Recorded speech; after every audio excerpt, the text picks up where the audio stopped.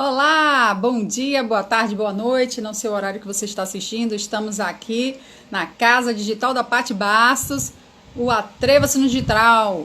Atreva-se no Digital, um projeto, né, que vai falar com você direcionado à gestão de pessoas, ou seja, para você que é tímida, que você tem envergonhada, que você não tem um jeito assim assado.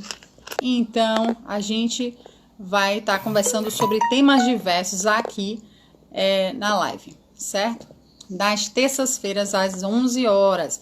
Caso aconteça algum imprevisto com o convidado, comigo, a gente pode estar modificando o horário. Vocês estão ouvindo direitinho? Me sinaliza aí, por favor, sim ou não. Como é que tá o áudio? Tudo ok? Coloca aí pra mim, sim ou não. Então, tá joia? Ah, agora sim. Ótimo. Sejam todas bem-vindas. Andréa Day, Luciana, Ale Brasil, Jusileia. Sejam todas bem-vindas. Tem pessoas de todos os lugares, até de outros países, né? A Holanda aí. Seja muito bem-vinda. Então, meninas, hoje eu vou estar trazendo um convidado muito especial, que é o professor Oswaldo Bastos Neto, né? Ele vai falar sobre gestão de pessoas e ética. E por que ele vai falar sobre esse assunto? Né? Ele é MBA, Master Leader, escritor, palestrante, criador de conteúdo digital, né? No YouTube, ele tem um canal Seminário Crítica e Crise, ele tem também canal no Telegram, Prof. Oswaldo Bastos, ele tem mais de quase 30 anos de educação, na área de educação, e ele é gestor de um curso de direito, de um curso universitário, e ele vai estar aqui, tem mais de 10 anos na área de gestão, então acredito que ele sabe bastante para poder ensinar para a gente. Então vamos aprender com o professor Oswaldo Bastos, não é verdade? Quando ele chegar aí. Então, a gestão de pessoas, né, é você saber equilibrar cada função, cada pessoa em cada função, né? A gestão, você saber que cada lugar, cada pessoa tem o seu lugar. Porque às vezes quando você coloca pessoas em lugares que não sejam estratégicos, tudo não funciona do jeito que deveria, né? A gestão. E a ética, né, também chamada também de compliance, porque é agir de acordo com. Então, normalmente a visão, a missão da empresa, né, a organização que a pessoa atua, os valores, né? Então, às vezes a gente está atuando numa área, numa empresa que não é bem aquilo que a gente imaginava, a gente não está, não é de acordo com aquilo, então por isso que às vezes a gente tem que saber qual a visão, qual a missão, quais são os valores, e isso também a gente vai aprender aqui na live de hoje, tá certo? Fala, top! Bom dia! E aí eu tô aguardando, o professor Oswaldo Bastos já chegou, para que eu possa convidar e começar a nossa live. Seminário Crítica e Crise, é com muita satisfação poder receber o professor Oswaldo Bastos aqui no Atreva-se no Digital. Seja muito bem-vindo e que nós possamos absorver, né, tudo que o senhor puder trazer para nós, como um grande mestre, grande professor, meu mentor também.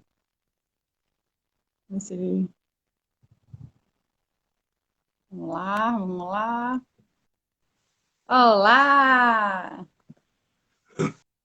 Seja muito bem-vinda, satisfação receber o professor Oswaldo Bastos Neto aqui no projeto Atreva-se no Digital. Ele vai estar falando sobre gestão de pessoas e ética, MBA, Master Leader, apresentando novamente, escritor, palestrante, criador de conteúdo digital de alta qualidade aqui, e com mais de 30 anos de educação, ele é gestor de um curso de direito de um centro universitário.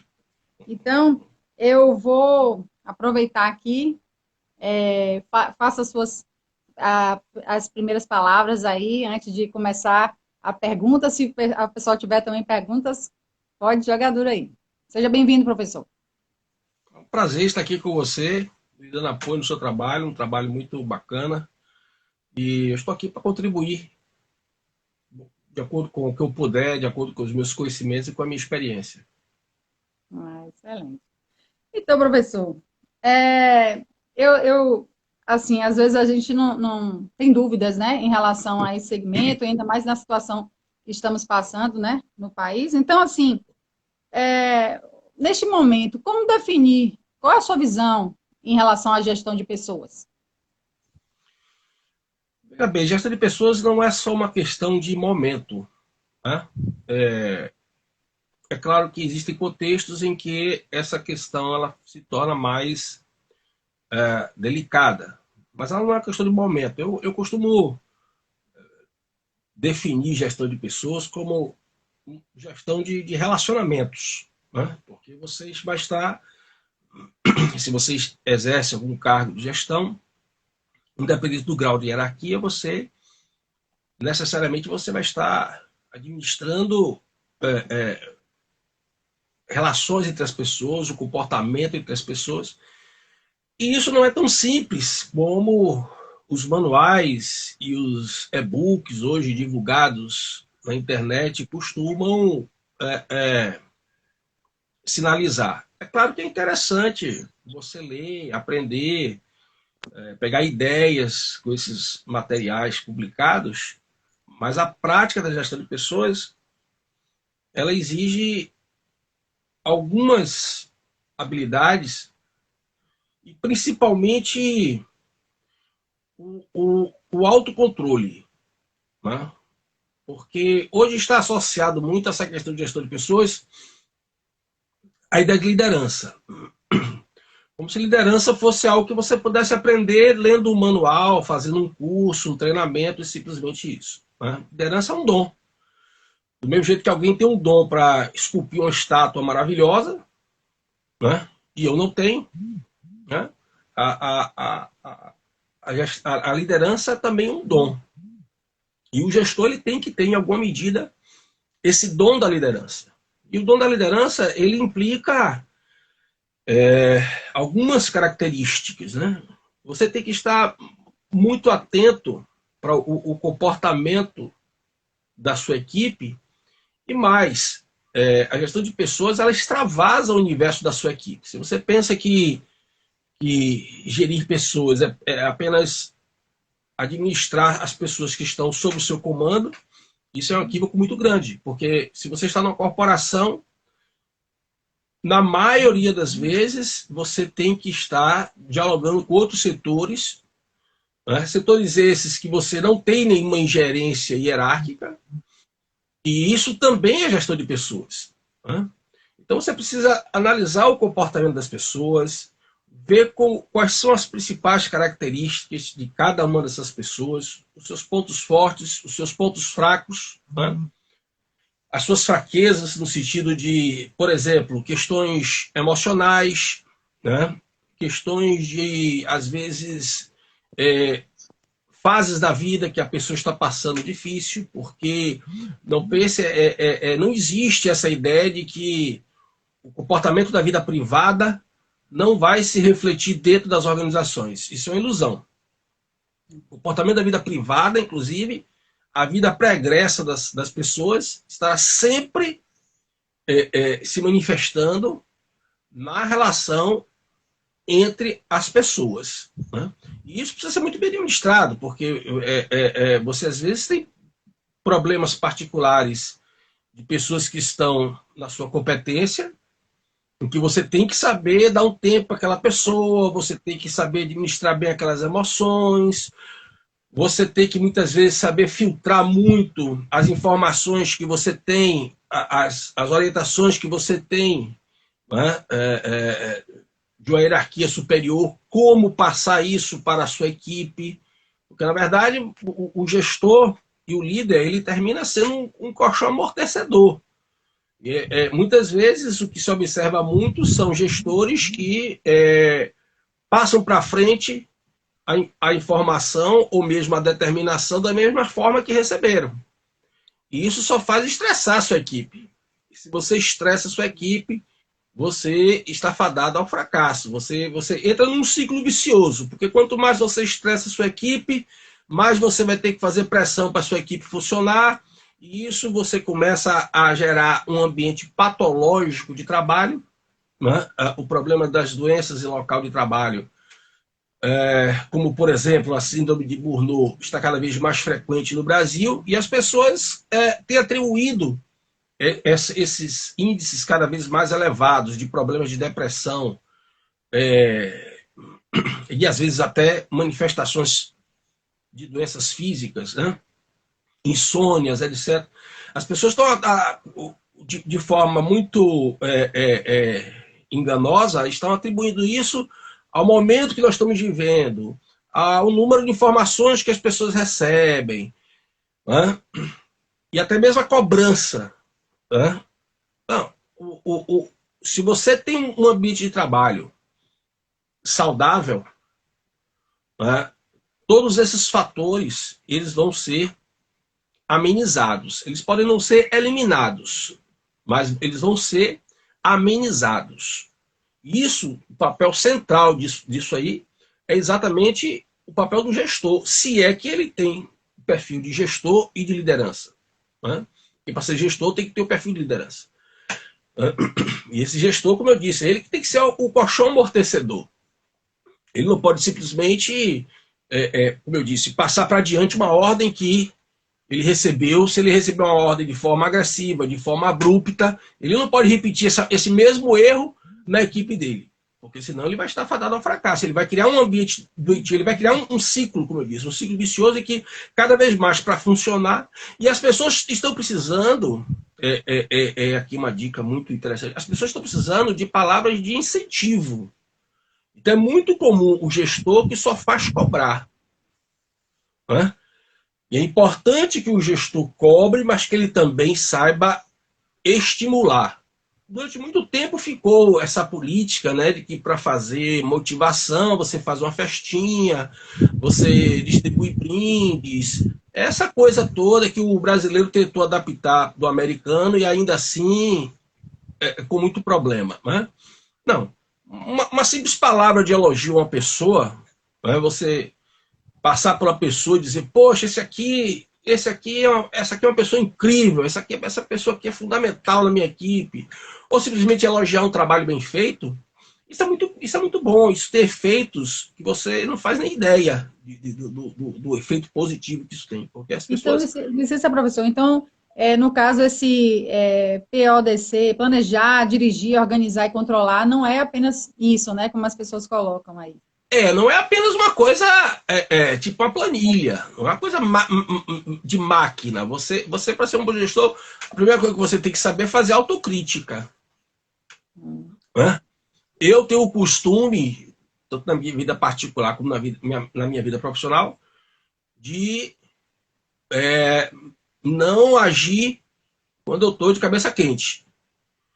Porque na condição de ser humano, falível, se eu vou agir de cabeça quente, a possibilidade de erro é maior, muito maior, né? Então eu costumo dar um tempo, pode ser um dia, pode ser meia hora, pode ser o tempo que for, eu costumo dar um tempo para que eu esfrie a cabeça, pense, raciocine, pondere as questões, né? Porque como você bem colocou, as pessoas também estão pressionadas, as pessoas nesse momento, mais do que em outros momentos, elas estão preocupadas em perder emprego, elas estão preocupadas com problemas familiares, né? Hoje as pessoas não podem dar um espirro, que já acham que vão ser internadas, entubadas.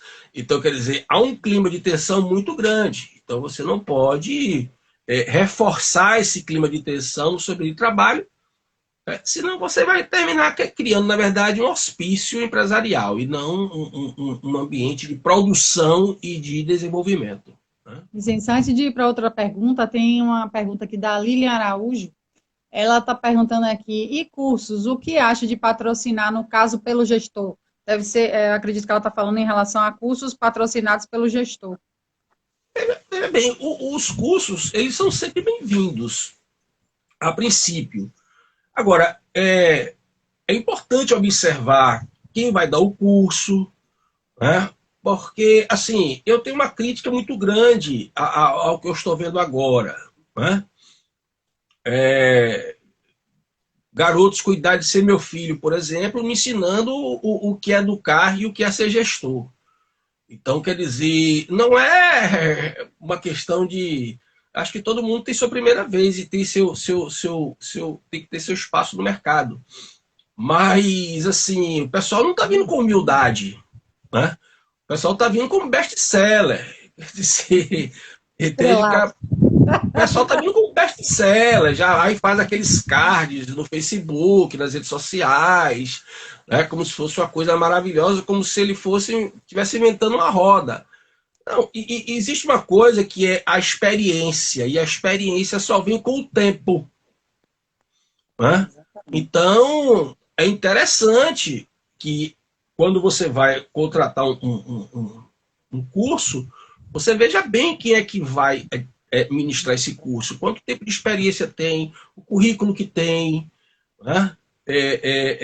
Se tem uma formação adequada para estar ministrando aquele curso, e para isso você observa o currículo, né? Então, existem algumas coisas aí que. Né? Porque, assim, nesse jogo de caça, né? De mercado, essa competição cada vez mais acirrada, inclusive pelas redes sociais, é muito comum as pessoas estarem vendendo mais do mesmo. Então, Se você tem tiver que ter, diferencial, você tem que ter cuidado com isso, porque é normal que isso aconteça. Cabe você fazer a seleção para você não ficar entrando em cursos que depois você vai perceber que perdeu tempo e dinheiro. Talvez você, se você tivesse comprado um livro sobre o assunto de um autor importante, seria mais proveitoso do que você tomar um curso. Então, você tem que ter essa peneira, né? Tem que ter essa filtragem natural. e nesse processo de que todo mundo sabe tudo, todo mundo é especialista em tudo, como definir os padrões éticos e aplicá-los nesse segmento de gestão? Bom, então veja bem, a ética na gestão de pessoas, ela está muito ligada. Isso aí é uma coisa que necessariamente vem de cima para baixo, né? Em toda organização.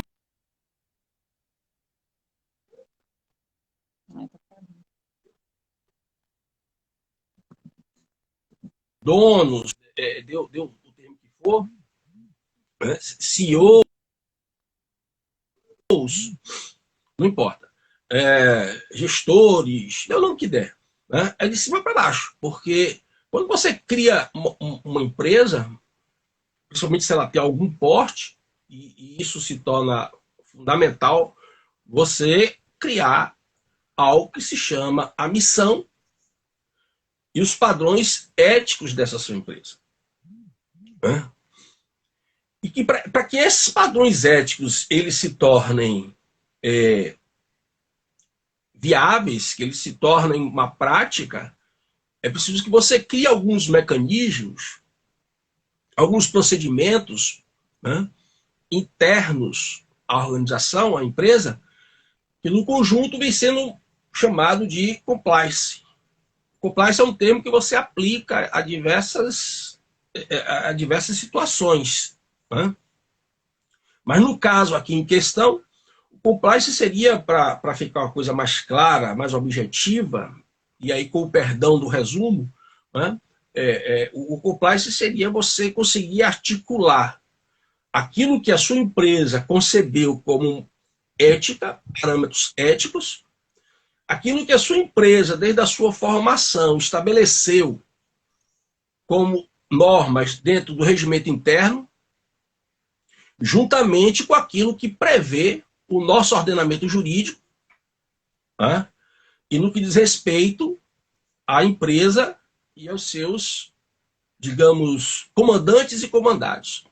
Então, para isso é que você cria padrões, você cria protocolos, você cria mecanismos de procedimentos gerais, e especificamente para cada setor, de maneira que você possa induzir as pessoas a ter aquele comportamento ético que a sua empresa primeiramente definiu. E com isso, facilitar bastante alcançar os objetivos que aquela missão que a sua empresa também criou antecipadamente, que essa missão e esses objetivos também possam ser alcançados. Sem esses padrões, a coisa fica meio embolada, porque isso facilita a que o ambiente patológico comece a se manifestar. Porque fica um querendo ser melhor do que o outro, fica querendo um atropelar o outro, fica um querendo, às vezes, esquemar o outro para ganhar um cargo do outro, ou para derrubar o outro que não gosta. Ou seja, é preciso que esses padrões éticos sejam claros, obedecidos rigidamente, né? Porque isso, inclusive, dá mais segurança aos componentes, aos membros dessa corporação, aos seus colaboradores, né? Então, até mesmo para a questão de progressão de carreira. Quais são os mecanismos para a progressão de carreira? Ser puxa-saco do chefe? Ou apresentar determinado.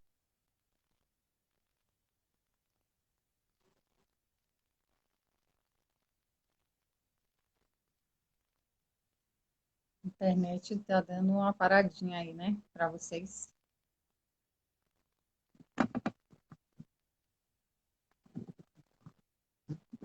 Ver se volta. Professor Bastos.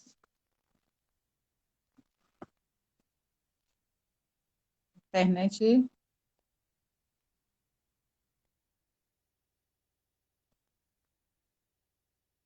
Olá, olá, travou. Aí voltou. Voltou, tinha travado. Oi, Vamos oi, tá lá. ouvindo direitinho? Sim, você estava falando sobre a questão da ética.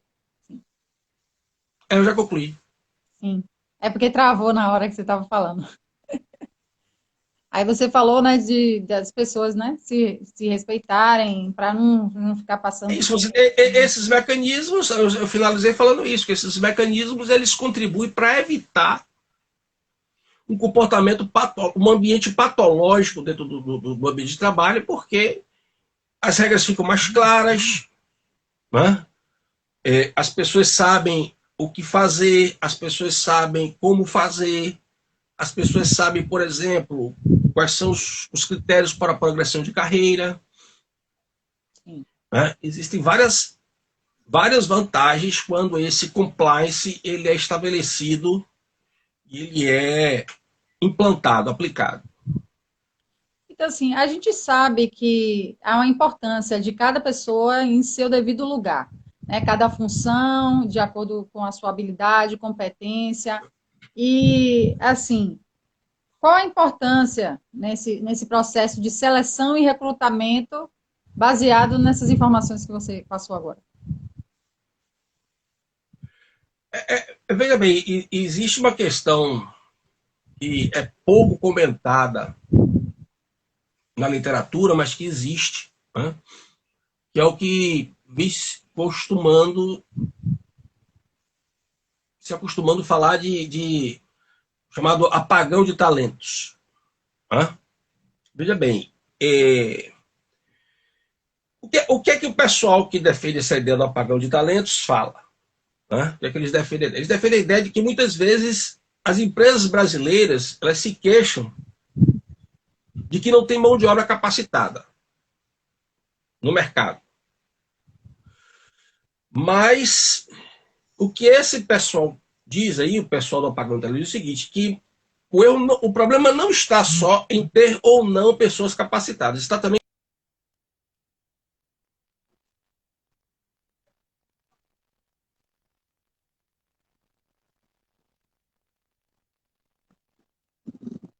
Bom dia, Tops! Ei, travou de novo.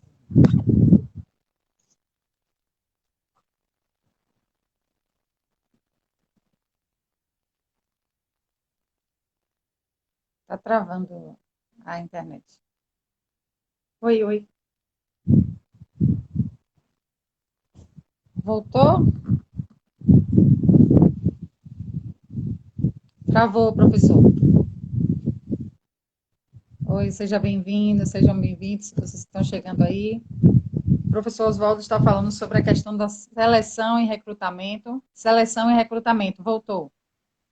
Isso. Então, muitas vezes, as empresas, há a observação também de que muitas vezes as empresas não sabem, muitas vezes, qual é o perfil de funcionário que elas querem contratar para determinado cargo e função.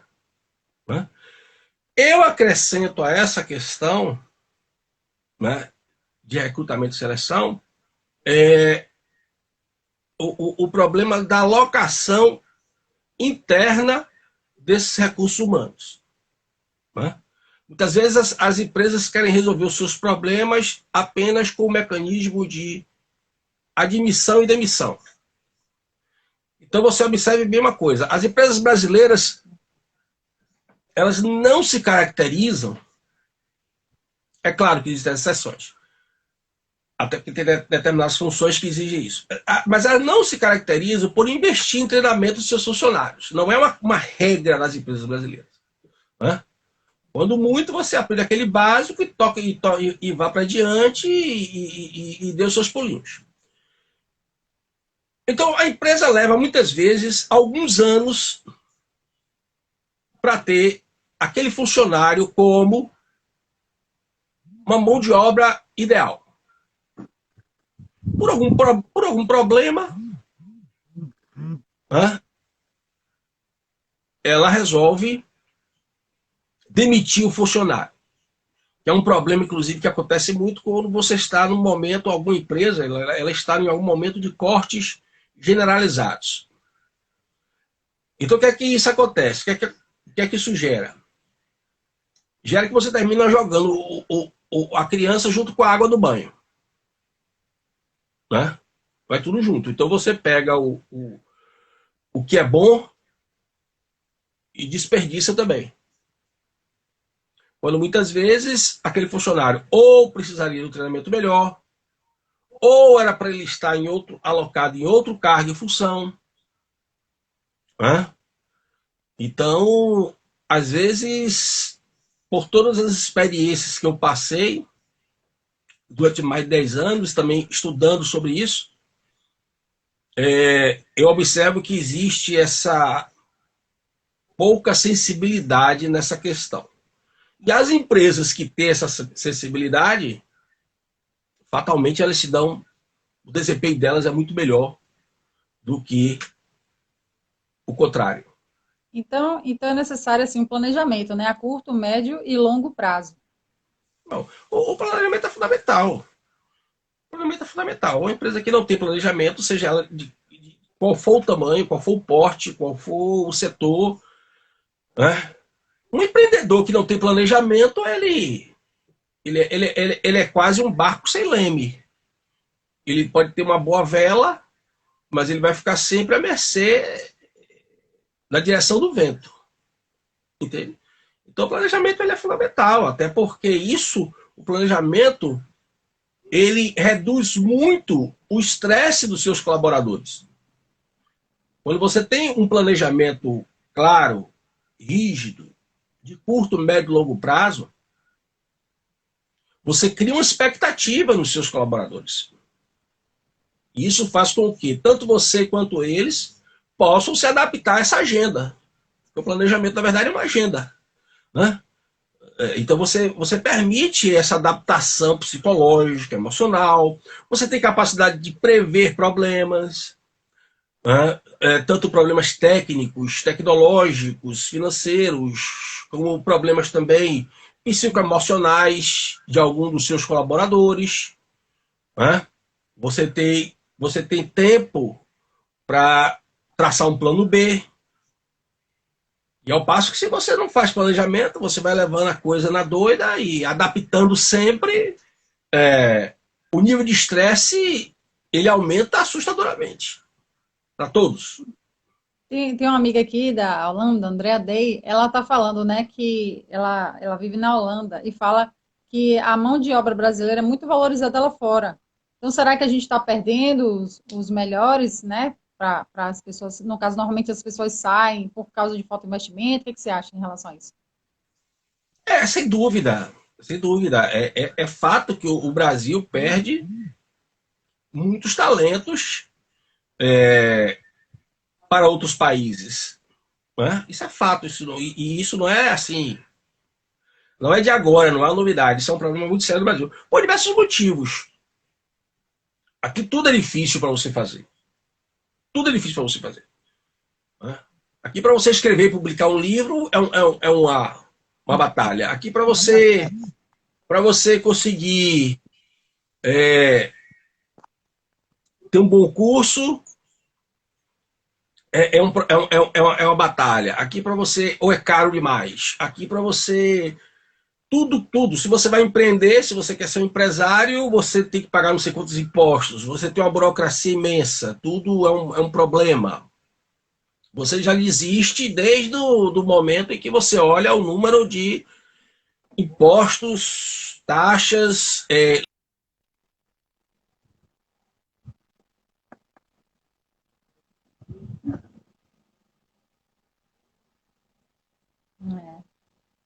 Tá travando novamente.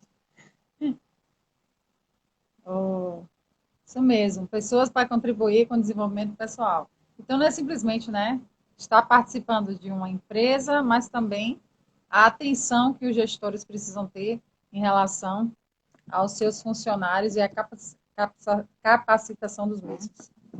Tá travando aí, gente? Vocês estão me vendo ainda? Oi, oi. Oi. Falhou de novo o seu celular. Vamos lá. Para outro país e que ela vê que esse ambiente é muito mais favorável a investimentos, a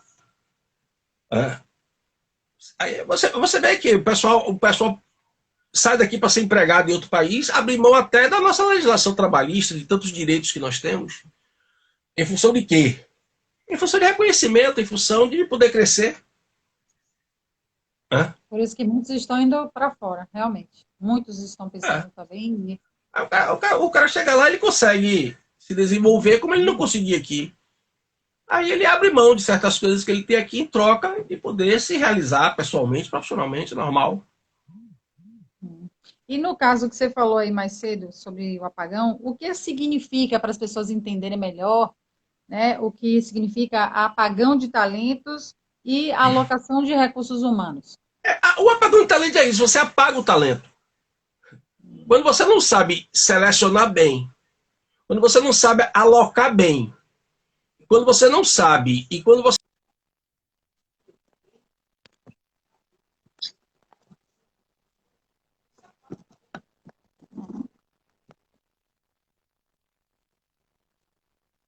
É isso mesmo.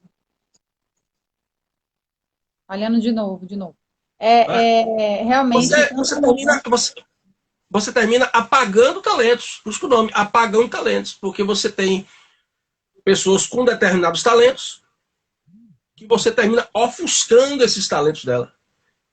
Aí depois você diz que o mercado de trabalho não tem funcionário, não tem pessoas preparadas para a sua empresa.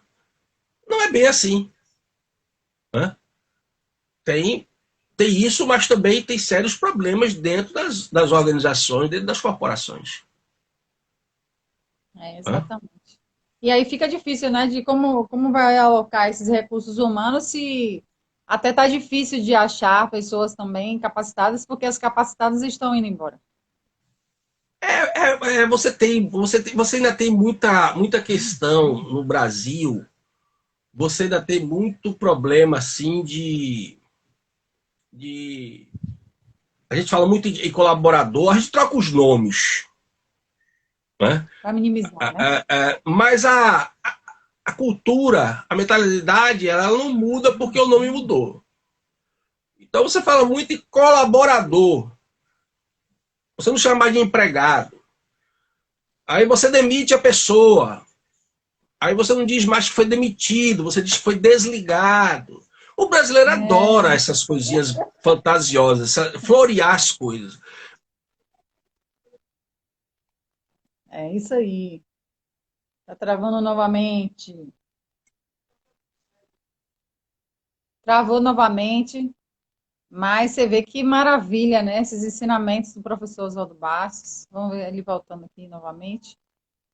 Enquanto isso, olha, tô picando aí com a parte bastos. E é isso, gente, imagine, é isso mesmo. A gente troca os nomes para esconder a verdade, como diz aí o Araújo. Eita, caiu.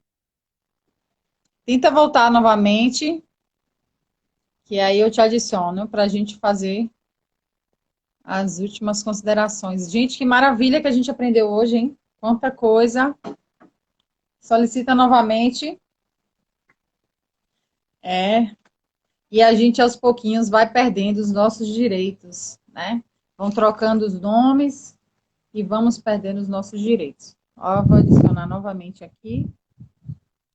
Professor Oswaldo Bastos, Seminário Crítica Underline, Crítica e Crise, aqui no Instagram. Olá, professor Oswaldo, de novo, muita satisfação aqui. O senhor estava falando sobre a questão do apagão de talentos e alocação de recursos humanos. E tem um problema muito sério também, né? Que você tem que ter muito cuidado. Como eu disse, né? Eu estava falando das trocas de nome sem as trocas de mentalidade, sem a mudança de mentalidade. Você tem que ter muito cuidado quando você vai demitir uma pessoa. Como eu disse, você pode estar jogando um recurso humano que você preparou, pode estar jogando fora para o mercado aproveitar, ou para o seu concorrente aproveitar. E além disso, você tem que prestar atenção no impacto que isso vai causar internamente aos demais que ficam.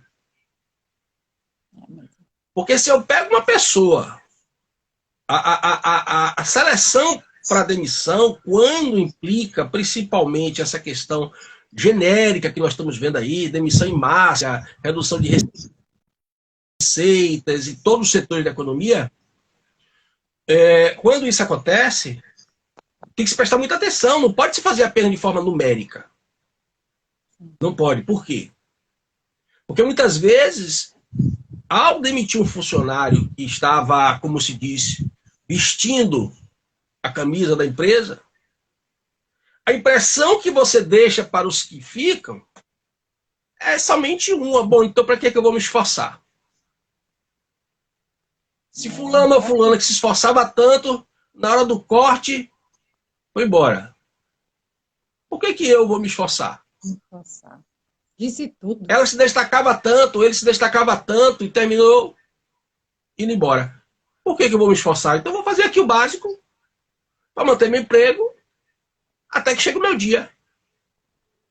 Quer dizer, a pessoa já fica com aquela visão, já fica com aquela visão escatológica, já fica com aquela visão de que o fim está se aproximando, então se está se aproximando, eu vou vivendo por aqui enquanto der. Ou seja, isso é um banho, isso é um banho de água fria em todo e qualquer processo de estímulo. E não adianta querer levar as pessoas, administrar as pessoas. Autoridade é uma coisa, autoritarismo é outra. As pessoas no Brasil, por causa dessa visão esquerdista, confundem. Autoridade é uma coisa, autoritarismo é outra. Você tem que ter autoridade, mas você não pode ser autoritário. E para você ser autoridade, sem ser autoritário, é preciso que você seja uma pessoa de confiança para os seus subordinados e para os seus demais colegas. Porque se você for de confiança, você vai ter autoridade sem esforço e não vai precisar em nada ser autoritário. Porque as pessoas vão junto com você, com a sua ideia, com o seu valor, com os seus princípios. O que você disser, o que você pedir, tudo você vai conseguir com mais fluidez do que se você não for uma pessoa de confiança. Se você não for uma pessoa de confiança, você pode estar no maior cargo da empresa. Entendeu? A coisa não vai andar. As pessoas dificultam até, né? Fala assim, ai, tomara que não dê certo. Aí você vai perder cliente, você vai perder mercado, aí você vai botar a culpa nisso, botar a culpa naquilo, não adianta. Os problemas são, na sua maioria, internos. O capitalismo não se desenvolveu em águas tranquilas. O capitalismo se desenvolveu sempre em mares turbulentos. Então, o empresário, o empreendedor que fica botando culpa no externo, porque ele não está se desenvolvendo, porque ele está perdendo mercado, está perdendo cliente, está perdendo receita, ele não tem coragem de olhar e até para dentro e até perceber se ele realmente conhece a empresa dele.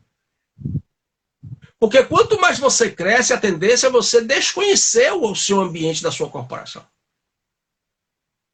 É natural. Porque às vezes as pessoas olham assim, professor Oswaldo, o senhor teve sorte.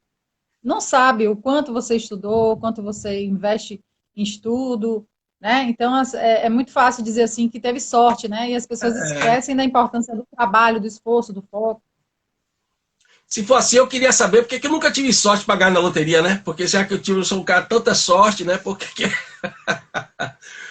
eu nunca ganhei na loteria, na verdade? Eu nunca ganhei um sorteio de nada.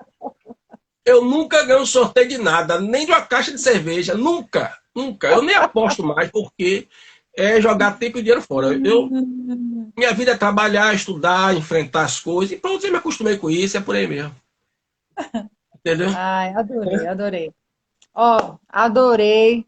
Faça as suas últimas considerações, né, sobre a questão de gestão de pessoas e ética. Quero agradecer a sua presença. Fala do canal.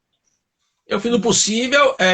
Me perdoe aqui os resumos, as adaptações, né, que fazem parte desse tipo de trabalho, de entrevista, de live, né?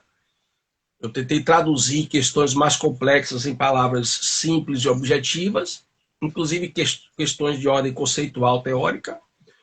Eu fiz o possível e estou à disposição de vocês, todos os seus seguidores, para qualquer outro esclarecimento e outra oportunidade, tá bom? Tá bom, muito obrigada. Deus abençoe grandemente. E aí, eu estou dizendo que o seu conhecimento vale mais que loteria, tá vendo?